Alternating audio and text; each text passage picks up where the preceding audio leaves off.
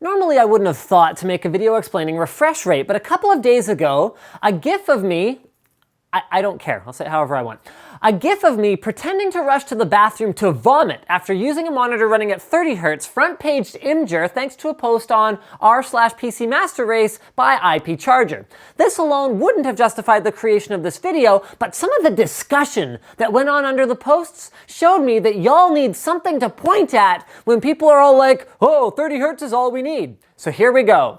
The refresh rate of a display is the number of times per second measured in hertz that your display will update with new information.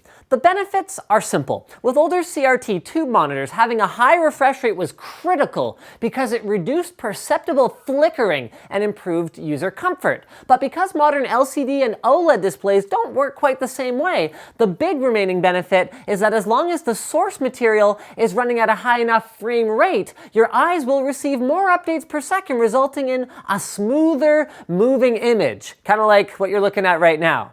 The drawbacks are a bit more complicated. To send more images per second, we need to send more data, which means faster interconnects and higher quality cable solutions. But there's more. For video capture and creation, we need faster processors and more storage space to work with high frame rate content. And for gaming, we need much more powerful graphics cards to even render the scene fast enough to get any benefit. Otherwise, the high refresh rate display will simply display the same image over and over, as long as it's waiting for a new one. Who cares, Linus? I heard that the human eye can see a maximum of 24 frames per second anyway. Otherwise, how would movies look smooth? They run at 24 frames per second.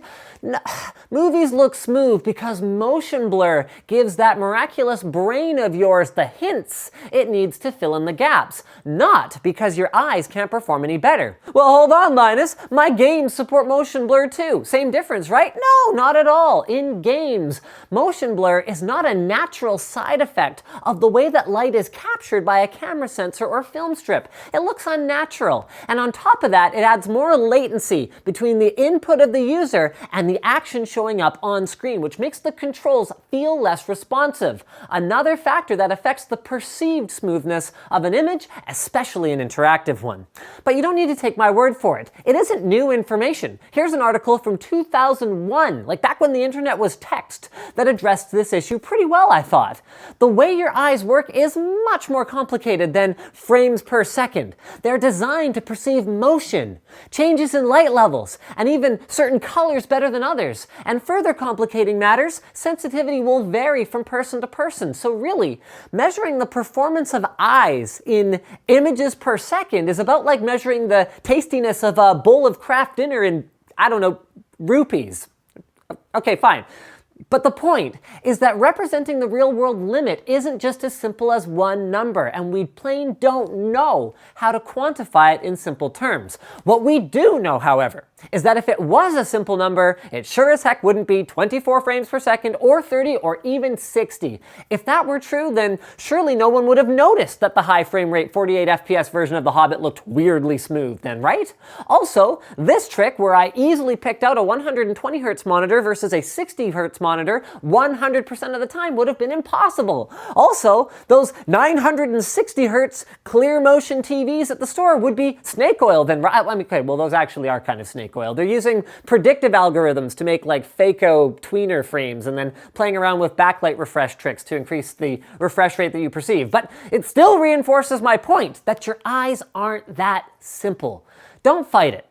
While filmmakers and cinema goers still need to work with each other to figure out the best format for their future, for gamers, we need to all be united under one banner and ask for more until we reach the upper limits of what we can perceive. And it sure isn't 24 or 30 FPS, because if it was, this image wouldn't offend anyone since they probably wouldn't see it.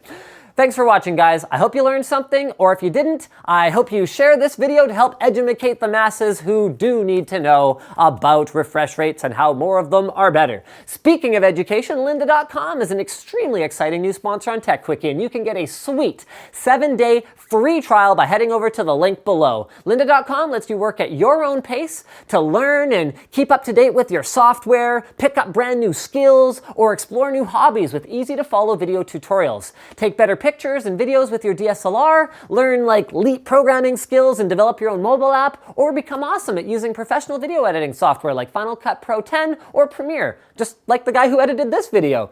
Lynda.com offers thousands of high-quality video courses in a variety of topics with new ones added every week. Each course is taught by an industry expert and structured so you can learn from start to finish at your own pace. Plans start at $25 a month, but for you guys, we've got that special deal I mentioned before. So head over to lynda.com/techquickie to start your free 7-day trial and show your support. Thanks for watching this video, guys. Like it if you liked it, dislike it if you disliked it. Leave a comment letting me know what you'd like to see for future Fast as Possible episodes, or if you just, want to be like, what's up, refresh rates?